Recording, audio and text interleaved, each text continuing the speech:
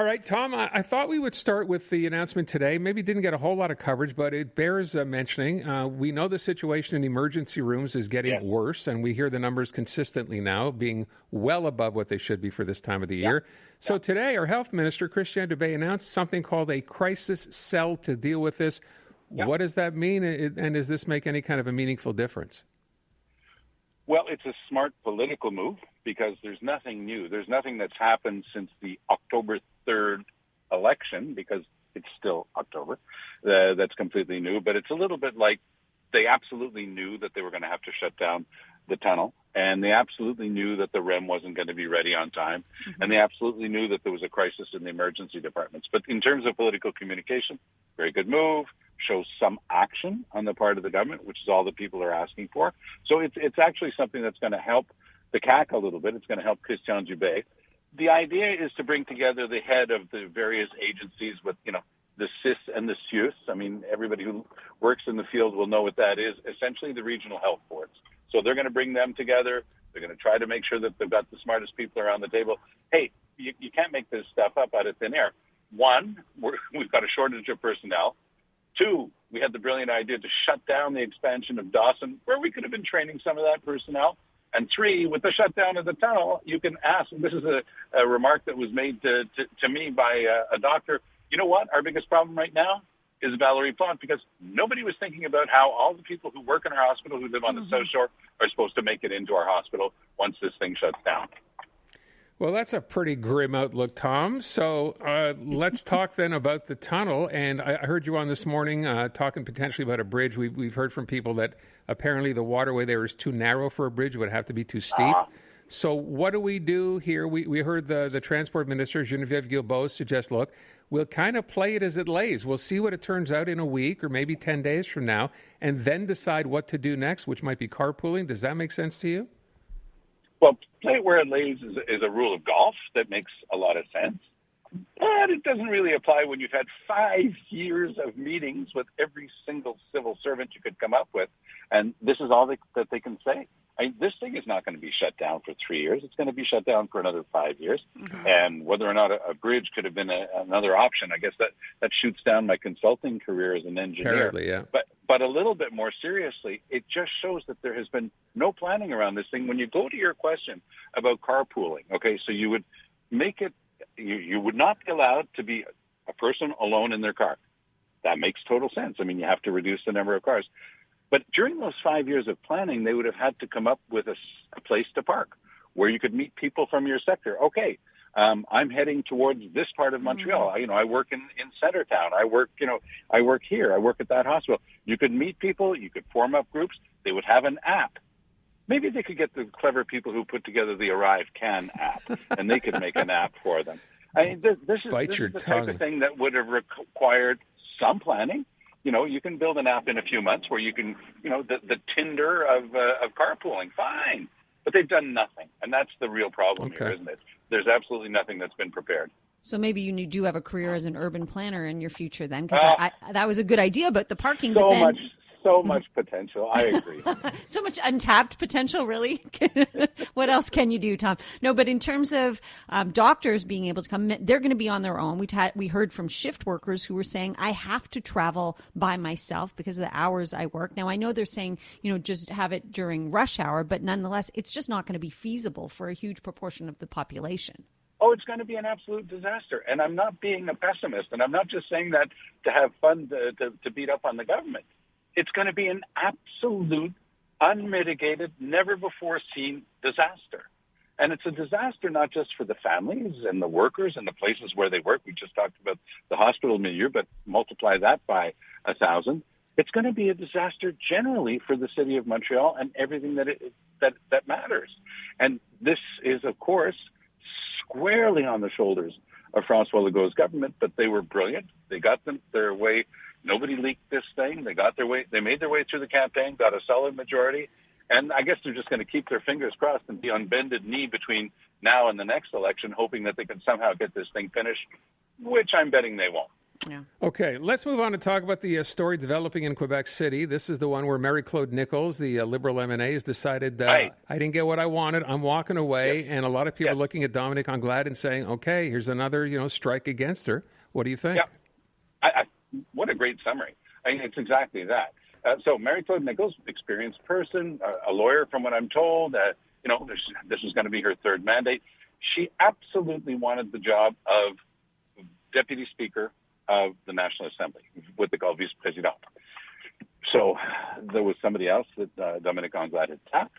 She had asked all of her MNAs, give me a list of 4 things that would be critic areas that you'd like to do. And she figured with that sort of list, she'll be able to find a way to please everyone. One of Mrs. Nichols' choices was transport. Dominic Anglade offered her transport. And she says, no, you don't seem to understand. I put that on the list because you're required for, but I'm not going to be satisfied with anything but what I've decided, and I've decided I want to be Deputy Speaker. And she said, no, I'm sorry, I've tapped somebody else for that job. I'm giving you one of your other choices. And she said, my way or the highway, you give me what I want or I'm leaving. And she knew. I mean, there's no way for her not to know that this was going to reflect badly. And her, Dominic Anglade, who's in a delicate position now, coming off a campaign where the Liberals, yes, they managed to save the essential, but, they're far below what their normal numbers would have been. And she knew that would be the effect. And I just find Enrico Ciccone was just fantastic dealing with this. He goes, look, we're all part of the same team. Everybody's got to be doing something, because one of Mrs. Nichols' arguments was, well, I don't have to have a critic area. I can just sit as a Liberal MNA. And the answer from Ciccone, who's the chair of the Liberal caucus, was, no, sorry, we all have to work. There's only 21 of us, and everybody's got to have a critic area, and that's what we're going to do. And she said, nope, I'm going to have no critic area, but I'm still going to be a member of caucus. And Ciccone and other people around Anglade, because it wasn't just Anglade's choice or decision, they said, bye-bye, you're gone, you're causing havoc, and you can go continue to talk to the media, but you're gone from caucus. And frankly, I know how tough this is, and I know how badly it reflects on Anglade, but I don't think that they had any choice. So then why does it reflect so badly on Madame Anglade? Because it should be reflecting badly on Ms. Nichols. In an ideal world, Natasha, there would have been a way to square that circle, right? There would have been a way to say, okay, she wants this. Well, we can't really give her that. Well, maybe we can give her a second choice on the list. That sort of thing.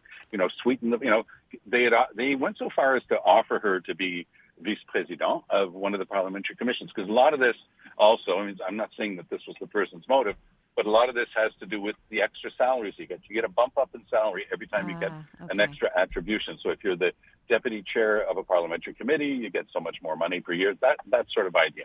So, some of them would take that into account. And maybe Anglade was doing her best to sweeten the pot if that was one of the considerations. But again, the answer was, nope, I'm getting what I want or I'm gone. So the answer was, you're gone. So she's taking her toys and going home, basically. So is the flip side of this, Tom, is the flip side of this her decision and the way this played out now? Does this help? Because, Eric Duhem would like to have a Conservative sit there. Is there something here that might help him?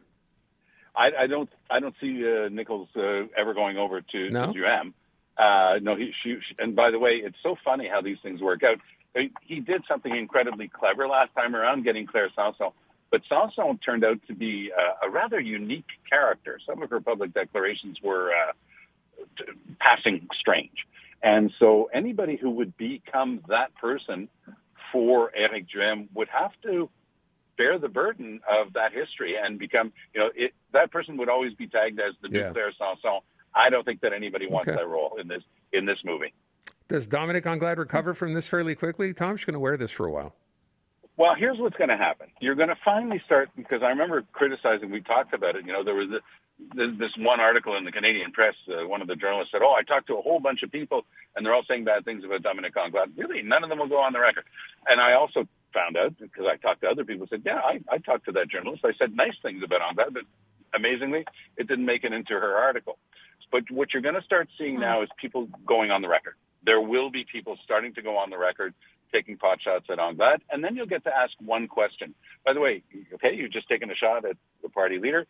What did you do in the last campaign? Did you go door to door? Did you, send out flyers? Did you help the candidates, or you were just waiting for something to fail? Because what I heard a lot from Liberals before, when Dominic Anglade was chosen, they were always saying things like, well, we think she's great, but we're not sure Quebecers are going to vote for a black woman. I'm sort of going, so you're sort of deciding this in advance. Like, she's the most qualified person in your caucus. She's a consensus choice of the elected officials, and you're saying this.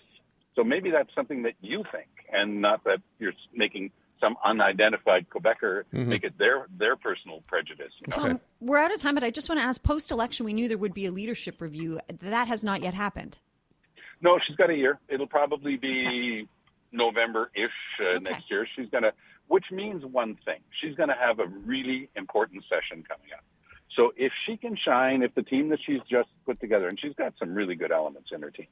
So if she's able to shine, if she's ever able to bring a really good fight to Francois Legault during the spring session and during the first couple of months of the fall session, she survives.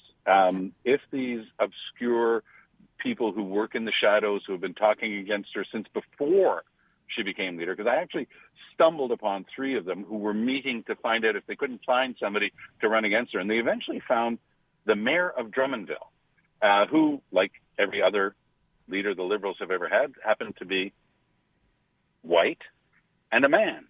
So, yes, there are people for whom the fact that she's a woman, she's the first woman to lead the Liberal Party, and she's the first person to lead any party who's of a visible minority. I'm sure that counts for some people, and they've never given her a chance.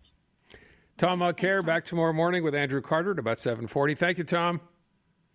Take care, guys. Have a good one.